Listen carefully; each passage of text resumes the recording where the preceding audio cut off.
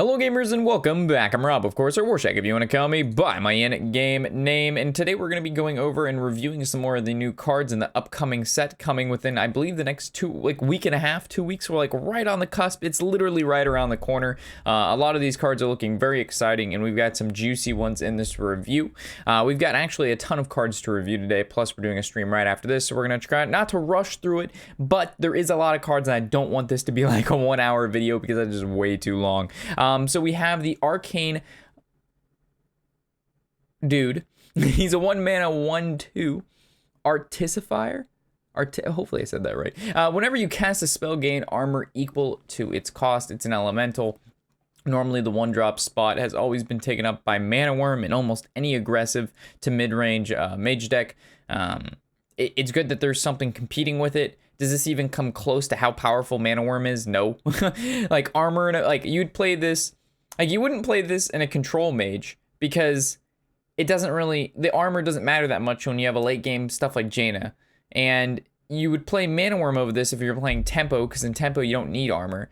So maybe there's going to be some sort of elemental mage that doesn't run Jaina, but it's too fast to be control, but it's not too fast to not need armor. You know what I mean? Like, I don't know. Maybe this is better off, like, let's say you go and you get like a Servant of Servant of Calamos, and like he generates you a random or it doesn't generate, but you discover an elemental. Maybe at like some point in the game, if it's like you're heading towards the late game, you need some armor, you haven't drawn Jaina, then you pick this guy if you like all your other options sucked. Plus he's only 1 mana, you know, a 1 mana 1/2 isn't terrible. His effect isn't bad. It's just what you're comparing this guy to is just like, you look at the other 1-drops and like Mana Worm just surpasses anything. The guy's just, you could win a game just solely off Mana Worm. If they can't kill it, you win. Granted, obviously this is a more defensive maneuver, but it's like, if you're going to play control mage, why would you first of all be playing an elemental control mage? It just seems kind of bad, but we'll see. Arcane Tyrant, another interesting elemental. It's a 5-mana 4/4, cost 0 if you cast a spell that costs 5 or more this turn. This rings to the bell. In my opinion, it rings the same bell as the secret person. I know it's a little bit different. The secret person is a 6 mana, and every time you play a secret, it reduces their cost by 2, but it's basically you're tempoing out a decently statted minion. That's the point of the girl. I can't think of the name of her, but I've been playing with her for the past couple weeks on Tempo Mage decks, like right at the tip of my tongue. But anyway, this guy kind of follows the same pattern. You play a big spell in one turn, and then you get to follow up by tempoing out, you know, a 4/4 elemental. It seems okay, but at the same time, like, you're paying really heavily in stats. Playing this guy for 5 mana, which is going to happen sometimes. Like, let's say you have no 5 mana play, and this guy's in your hand. It's not like you're not going to play him. So, like, just having this guy in your deck is a little bit weaker. But, you know, if your deck is basically starts off fast, and the mid game is where you get your big burst, you know what I'm saying? So you play like Tome, and then you end up playing a 4/4, that's pretty good. You know, Firelands Portal and throwing down a 4/4, that's pretty good. Plus he's an elemental. I'm sure he's going to be found in tempo elemental decks, just because of the fact that, you know, the whole point of this card is, you know, be able to basically play a free 4/4 and kind of not swarm the board, but at least put enough pressure on the board that you can finish your opponent off with spells, which we know Mage has plenty of. Fireball, Frostbolt, Firelands Portal, Pyroblast, they've got it all. So it's not necessarily a really bad card, but obviously the stats are kind of lacking, but that's because of the ability that he has. The fact that you basically can play him for free. Call to Arms, the 4 mana. Recruit 3 minions that cost 2 or less. Trash or treasure? Fudge. I don't know. Because basically if you get 3 2-mana cards, this is worth 6 mana. Plus you pull them from your deck, so we can't like count battle cries. Like, battle cries don't matter. So this is swarm the board for buffs, or some form of maybe like death rattle. Maybe there's good death rattles for 2 mana that are coming around in the paladin class. But obviously this is for a very aggressive paladin. Or maybe, is there ever a way you play this in like control paladin and then it basically pull both your doomsayers so you don't draw them later on? It'd be like Doomsayer.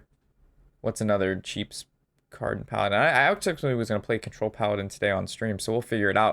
I'll play with Control Paladin today on stream, and we'll keep this card in mind, thinking about if we would have ever played it in Control Paladin, if it would have been useful, and if there's a way to build the deck with it. But at the moment, I think it's going to be found in Aggressive Paladin. How good is it going to be? if there's any sort of maybe. I mean, you pay 4 mana. Sure, I think this card's gonna be pretty good. It's 4 mana, get 3 minions. That's just automatically pretty fucking good, right? You're not even putting them into your hand, you're putting them into the field. So that's, I would have to say it's pretty good. Like, satisfactory good.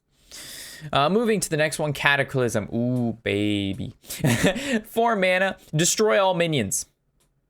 At the price of what, Rube? Destroying your hand. So obviously, one deck in mind for this card, the Discard Warlock. If you haven't already seen it, we played Discard Warlock, and it was the best, worst deck I've ever played. We went 0-13 with it. We posted the footage. It's literally under best, worst deck, 0% win rate. The deck was absolutely fucking horrible, but it seemed like it would be so okay. Like, better than an okay. Like, on paper, it's good. In active gameplay, it sucks big donkey weenie. You know what I'm saying? So, I think with it, like, it really... There's only going to need a couple cards to make the deck good. I'm telling you, the deck is eventually going to be good. If they keep printing discard synergy mechanic cards, eventually the deck will become playable. Hopefully it's not top tier because the deck would be stupid. You know, everything would be off of just discard mechanics and hopefully you discard the right shit. But I think it'd be a pretty cool, you know, tier 3, tier 2 deck that people could play and have a good time with. Not to say it'll win every game, but it'll win sometimes, and that's the important part. Maybe a 50% win rate with the deck. But a 4 mana, discard the whole board, basically almost complete your quest, seems pretty good. Plus you have cards that synergize when you discard your hand, so you got your Silverware Golems, you got your Clutch Mother, you got the card that, you know, brings the Death Rattle guy that when cards are discarded, you can bring him back. So when you're playing a card like this that allows you to not really have to worry about the early game, it allows you to basically worry about the late game, which can be value oriented. So you run Jiraxis, you run Gul'dan, you run all that good shit. So I think this is going to be definitely a 2-of in discard lock, and it's probably going to push it to a decent deck, in my opinion. I think the deck really only needs 2 to 6 more decent cards, and this is 2 of them. If we get any more discard stuff, we're going to be shaking and baking. Next one, Explosive Rune, a Mage Secret A. 3 mana, obviously. Secret, after your opponent plays a minion, deal 6 damage to it, and any access to the hero. So this is actually really good. So this has been really one of secrets as a whole, one of their problems. Because you look at secrets that, like, Repentance, you know, reduce a minion's health to 1. If the minion already has 1 health, you didn't really do anything at all. Cards like Snipe, you know, if it has more than 4 health, you didn't kill it. And if it has less than 4 health, you feel bad. So cards like this, basically any overload goes to their face, and that's something a mage always likes. So we get to kill the minion. Probably it's going to die. 6 HP is a lot. And if it doesn't kill it, everything goes over to their face. So they decide they want to, you know, if they play a 1 HP minion, they're taking 5 to the dome for 2 mana. I think this card is actually really good. This secret is really good. And it fills a role. Like, hey, your opponent can go, all right, do I want to sacrifice my bigger minion to take no damage? Or should I sacrifice my littler minion, get value out of it, but I'm taking face damage? You know, if you're a priest, you don't really care about the face damage because you can just heal it back up and you value your minion. But like, let's say it's a rogue or like a hunter where they don't really have a lot of heal at their disposal, or maybe even another mage. You know, let's say your opponent's a mage, they have ice block down, and you're like quest mage, for example, and you play this explosive room and they play their guy and they're at 1 HP, you kill them on the spot when normally you wouldn't have been able to do that. So I think this is actually a pretty good card, and it counters a lot of the combo based decks that, like, for example, you know, quest mage that go down to 1 HP and you just can't seem to finish them off. You know, this is a pretty good way to do that. And the fact that, like, a lot of classes are having a lot of random generation stuff. Very similar. This was very similar to, like, basically eye for an eye for Paladin. There's a lot of decks that get to copy, and when you're playing against quest mage, and let's say you're a rogue and stuff like that, you can actually end up getting an explosive room and fucking them up. Oh my god, that'd be so triggering. We're gonna see it too. It's eventually gonna happen. I'm sure it'll happen very, very soon. Moving to the next one. So I'm high hopes. Explosive room. That's good in my book. I'm probably gonna end up playing that in my tempo deck because it kills the minion. If it doesn't kill it, it does face. That's just good shit. That's just a really fucking good card in my opinion. That is a good card. I am hyped for that card. Yummy, yummy in my tummy. Next one is a rogue card, 4 mana, 4/4 battle cry. Shuffle 3 ambushes into your deck. When drawn, summon a 4/4 spider. Oh shit, someone's at my door. Hold on one second. Sorry about that little cut there. So shuffle 3 ambushes into your deck. When drawn, summon 4/4. So that's already a 12/12 with what it's gonna summon, and then its original stats are 16. So for 4 mana, you're getting a 16/16. Jesus. Obviously, in Mill Rogue, this is amazing. You can shuffle. There's ones that shuffle it into your opponent's deck. There's ones that shuffle it into your deck. Or does that fit into the standard meta right now? I mean, obviously, there is a Mill Rogue in today's standard meta. It's not very powerful. I mean, if played correctly and in the right matchup, you know, you can definitely win some games. But overall, it's not necessarily one of those decks that I'm scared to queuing into on ladder. In like a very heavy, maybe some form of like control rogue, you know what I'm saying? But even in control rogue, you think of like N'Zoth or Jade, and in both of those decks, you don't really rely on cards like this. You know, in the mana slot right here, you play like a Jade Spirit and things of that nature. So definitely more so for the Mill Rogue, definitely. If they keep printing stuff like this, maybe like a more powerful Mill Rogue will pop up. But currently, I don't think this is enough to really push, you know, standard meta Mill Rogue into like great position, but definitely in wild mode. Holy shit, Mill Rogue is going to be running amok. And by running amok, I mean it's not going to be super popular, but it's going to be super good. No doubt about that. The next one is the Warrior. Legendary. Okay, what you got for me, Mr. Geosculper? Yep. 8 mana, 4/8. At the end of your turn, summon a random minion with the cost equal to your armor. Up to 10, because obviously if 10 or more, it's all the same shit.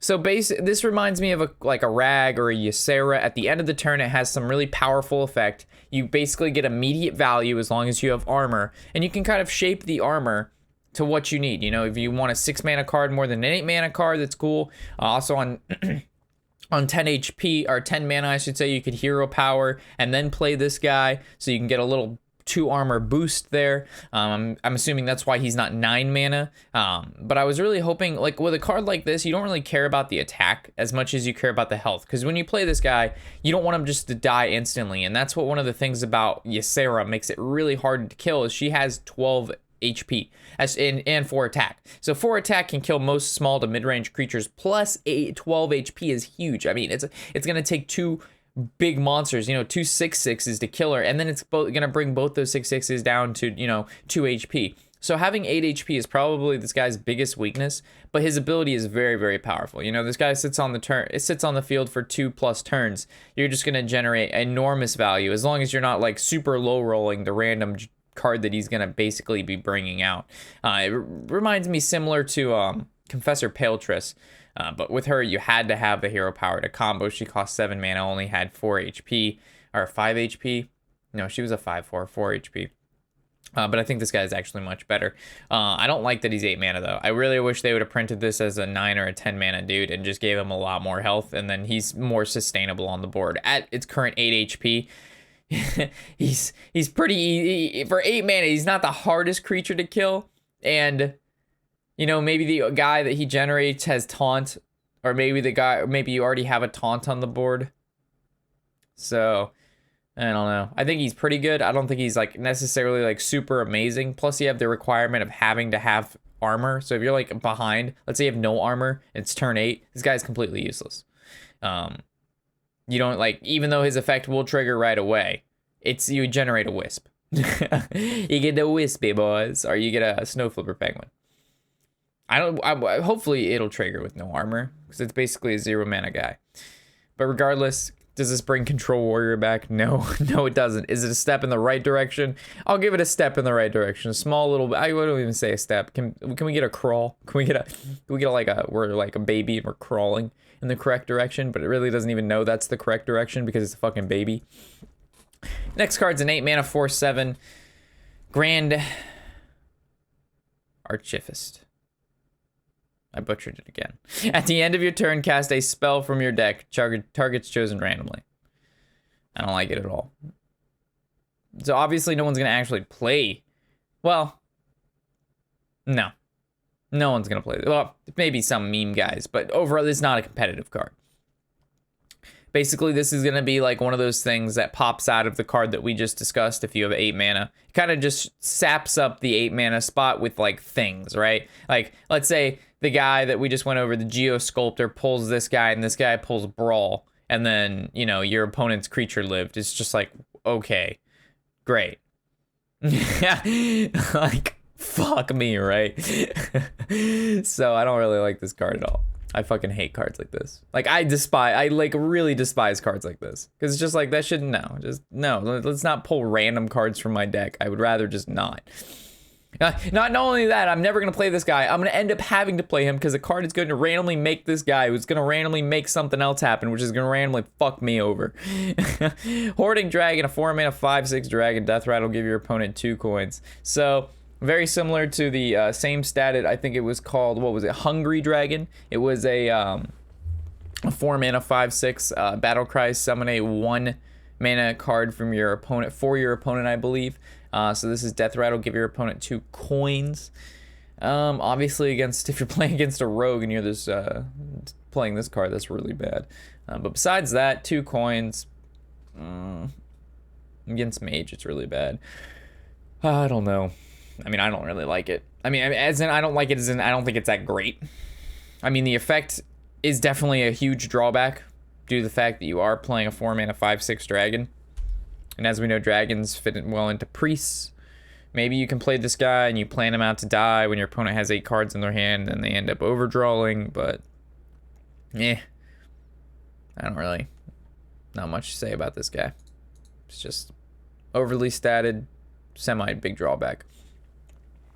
Hungry Eden, 6 mana 4/10. Taunt, Battlecry, summon a random 2-cost minion for your opponent. So 2 costs, as we know, could be Doomsayer. But most of the time it's like statted at 1/2, 2/1, 2/2, 3/2, 2/3. So this guy, when it swings, like worst case scenario, this guy's gonna be like a 6 mana 4/7 if the card it generates swings into this guy. But the point is, this guy has Taunt. He has 4 attack and 10 HP. So maybe this guy was gonna be found in like big decks. So this is basically just like a decent minion you can bring out early, because like, let's say you could just play this from like a 4-mana spell or like a 6-mana spell or something like that, and it randomly was able to generate you a Hungry Eden. And I think it's pretty good. So maybe like a form of like Big Warrior will play this guy, or maybe Taunt Warrior will play this guy instead of like the what's the 6-mana slot for Taunt Warrior? Nothing really. You got Sarah and Ally Armorsmith on 5. And then 6 was like, there's that Dire Horn, but that guy sucks ass. And then 7's Curator. So yeah, I really don't think this card is that bad at all. I think this is a really good card. And by really good, I mean it's good. How good? Between very good and good, somewhere in between there. I think it's gonna be underestimated, but it's actually pretty great. The 2-mana 1/1 Noble Hermit Battlecry, choose a basic totem, summon it. So as we know, choosing a hero powering for the Shaman costs 2 mana. So you basically get a free hero power, and it's a 1/1, plus you get to pick the totem you want. This card is very good. I mean, I'm just going by what it says here, and that you're getting exactly what you would have done anyway, but you're getting to choose what it is and a 1/1 body. And it's gonna, you summon it, so like it counts for your thing from blows and stuff like that. This card is amazing.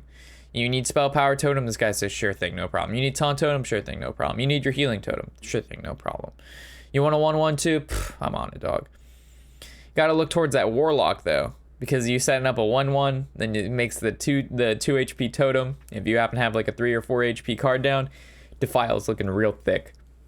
Besides that, this card's good. It's gonna be fine. It's gonna be a 2 of in every Shaman deck. This card's just good. Just good. Noble Librarian. He looks so confused. A 1-mana 2/1 battle cry. Draw a card, deal 2 damage to your hero. So you get your hero power, and he's a 2/1. So it's basically statted higher than the card we just went over for Shaman. Like, well, if they made the card we had just gone over a 2/1 and you got the totem, like Jesus Christ. But this is still good. This is still good. I wonder if there's gonna be a card that's like deal X damage to your hero and then you get like a cool ability. You know, that's what the Warlock quest should have been. You know, deal 15 damage to yourself. Destroy your opponent's deck. I'm just kidding. No, but seriously, when they should have like that's maybe what no, it's not what the weapon is. I know what the weapon is. We're gonna go over that a little later. But I feel like there should be some form of cool synergy with like deal damage to yourself and then X something happens. So you have like a really good point to play these and good synergies. Either way, this card's okay. It's probably, I don't think it's going to be a bad zoo card. It's probably a pretty decent zoo card. It's basically a 1 mana 2/1 cycle. That's in a zoo, that's basically everything you could ask for. So I think it's going to be 2 of in zoo. 4 mana, Lesser Amethyst Spellstones. Lifesteal did 3 damage to a minion, so obviously this is never going face. It's more like it's basically a Shadow Bolt, and it says take damage from your card to... Oh, okay. Oh, okay. I was just mentioning dealing damage to yourself in the form of having a synergy with something. Yeah, oh, Lesser Spellstone. Here's the synergy. Here's what I just asked for on a silver platter. Is it good enough? It's good enough.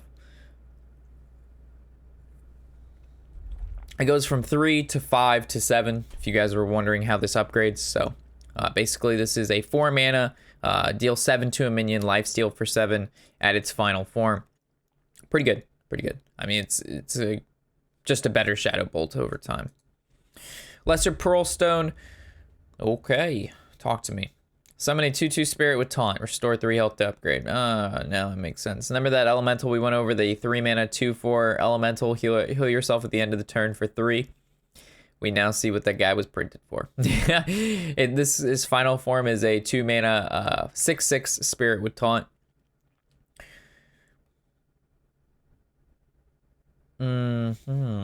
Maybe some, obviously control paladin. Yeah, so it's basically a 2 mana 6/6 and control paladin at the end, and it has taunt. Doesn't seem that bad. Does not seem bad at all. Seems pretty good. Lesser Ruby Spellstone. 2 mana, add 1 random mage spell to your hand, play 2 elementals to upgrade, and it's going to upgrade to 2 random spells, and then the final form is 3 random spells. That's just great, guys. More random fucking spells. So you're paying, at its final form, you're paying 2 mana for a tome, basically. It does the same thing as an elemental, the tome, but you have to play the 6 elementals. I mean, obviously you play this over tome in an elemental deck. Like, that's abundantly clear. I mean, it seems good, but I don't really like, you know, the whole random thing. That's the only part. Like, I just don't like generating random, man. It leads to, obviously, Hearthstone's built off wacky and cool, fun, super interactions, and that's what keeps people coming back. People getting frustrated. People love watching other people getting frustrated at really shitty luck.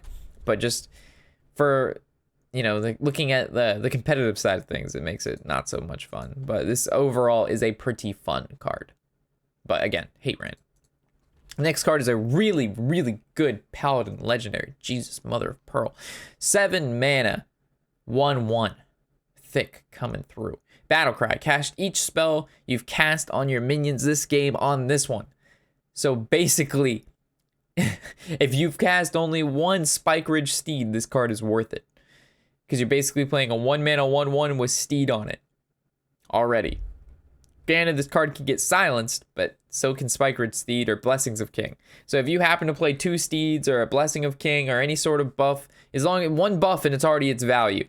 I guess if you play Kings and then you play this card, it's a 7 mana 5/5, and that doesn't feel so good. But overall, this is a pretty powerful card as long as you have Spike Ridge Steed or better. You also can, like, I don't know, I'm thinking of some sort of charge mechanic.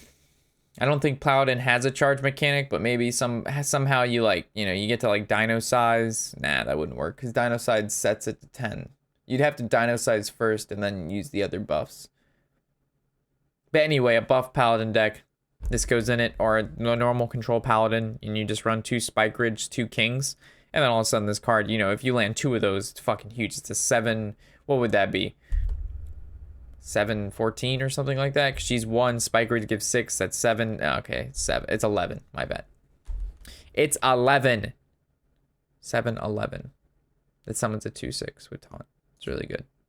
And it's 7 mana, so it doesn't bother Sunkeeper, and it doesn't bother Tyrion or Rag and Uther. They're separate, or what is it? What's his name? He's the 2 mana one. Oh no, 3 mana one.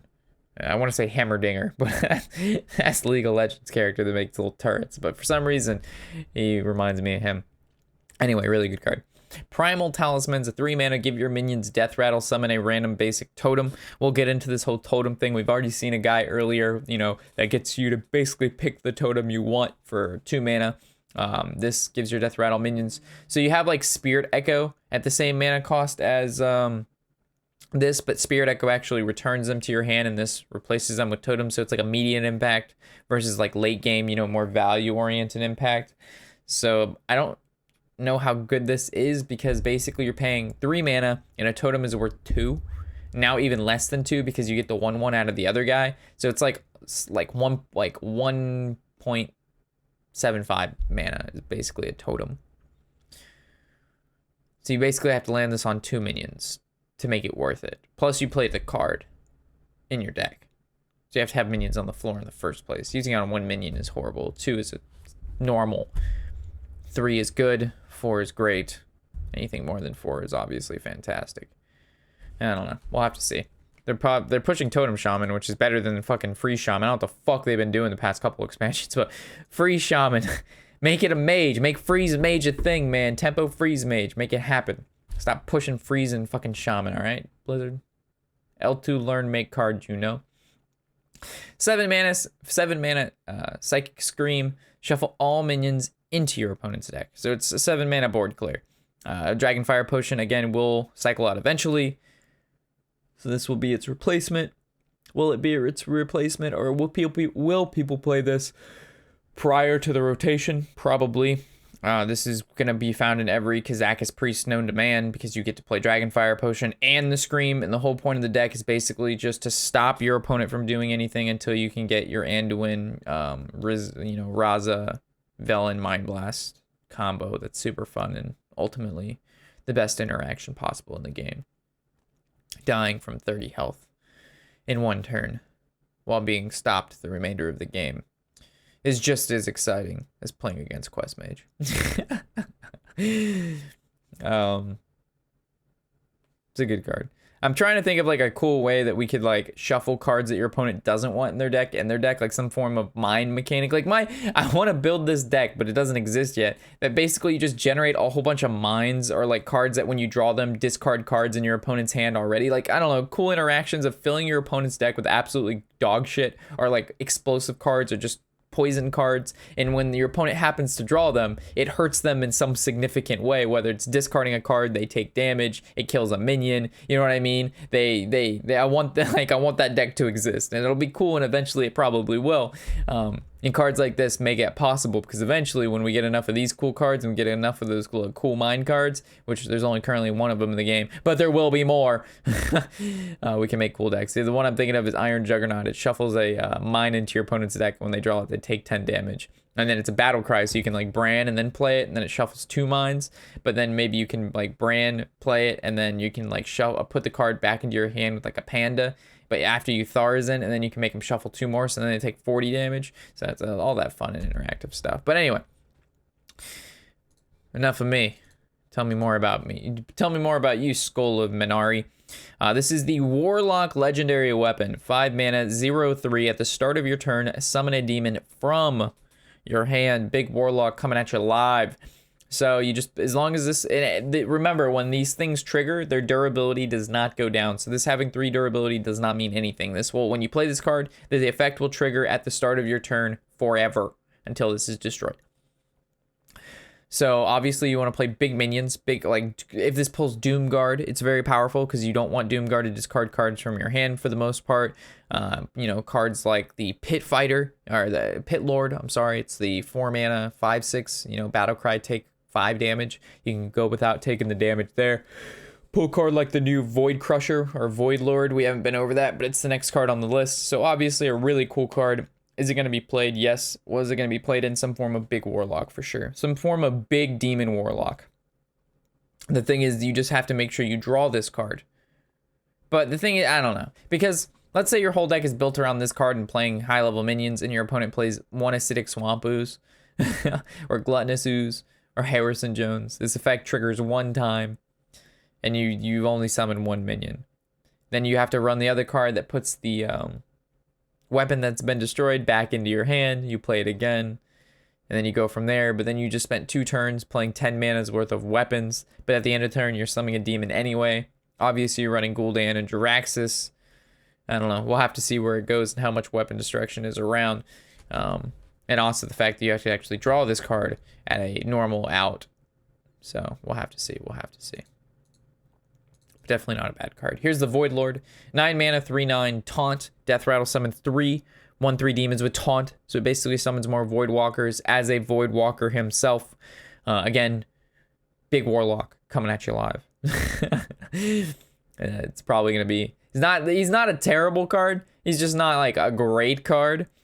He probably will be played in the Kazakus Warlock or the Cruel Warlock that, you know, plays all the demons from your hand. It's not a bad one of, but playing 2 of these guys seems to be like a lot. But you could play 2 of them if you run the weapon and the weapon pulls one out on turn 5. I mean, that's just ridiculous. I mean, that just shuts down any aggro deck completely.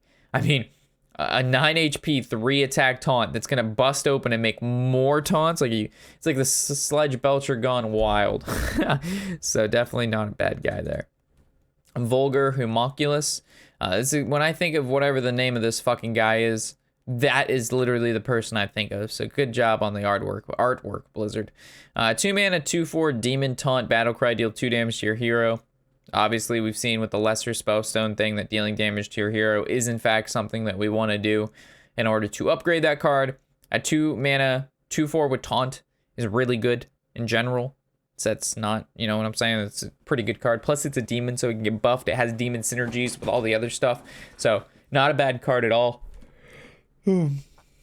Gives Warlocks a 2 mana play instead of just tapping. Because our Doomsayer, most of the time they're 2. It's either, if you're playing Control Warlock, you're either playing, and most of the time on turn 2, you're not defiling already, unless you're just like craziness. So like you play this guy, you tap, or you Doomsayer. So you have a couple more options on turn 2. I like it, I like it. And the last card we're going to go over is going to be the Sheared Stormcaller. Very interesting card. 5 mana, 5/5, battle cry. If you control all 4 basic totems, summon an Alakir the Windlord. So this is what I was getting to earlier when I was talking about that Shaman card that costs 3 mana, death rattle totems. They're pushing this whole totem things to make Alakir. Alakir, you know, has Wind Fury and can attack 2 times, but only has 3 attack, only has 5 HP, but has Divine Shield, Wind Fury, Taunt, and all that goodness. The thing is, the card necessarily isn't that powerful. You're paying 5, you get Alakir, but you have to have all 4 totems out, which means you have 5 cards on board in total. I mean, getting all 4 of your totems to... Basically, you have to play at least have 1 to 2 totems on the field prior. Then you play cards that like you throw in a hero power, you play the guy that generates the totem you need. It just seems like a lot, man. Like, that's a lot of putting together the pieces to play a subpar legendary that no one currently plays anyway. So unless there's some combo with this to be able to OTK or like take your opponent, like you basically do like 20 damage in 1 turn, no one's gonna play this. Like there has to be some big endgame burst, or these cards just happen to fit into like a control shaman or a totem shaman already, and Alakir is just like a bonus. You know what I'm saying? Like all of these cards are gonna be good on their own, and the deck performs well, and then just every couple games you happen to get Alakir. And that's just icing on the cake, you know what I mean? I don't think the whole point of this is going to be summon that big Alakir. Woo, 3 damage coming at you live. Like, what the fuck? I'm not going to play that guy in my deck. So there's going to have to be like some, you know what I'm saying? That is not going to be the only thing going on with this deck. But I think it's like a cool little thing they did here with the totems. Like, eventually they were going to have to do something. You know, you get all your 4 totems out. Before they did it with mechs, you know, have 4 mechs on the field and get Voltron or whatever he was called, so... Cool stuff that is. So with that wraps up the cards that we have to cover in this particular review. As more cards get released, we'll keep covering them, guys. And we're getting closer to the release itself, which is quite exciting. And I will see you guys in the next video, of course. Look forward to reading your comments and talking to you guys soon. So with that, thanks for watching, and happy whatever the hell day it is.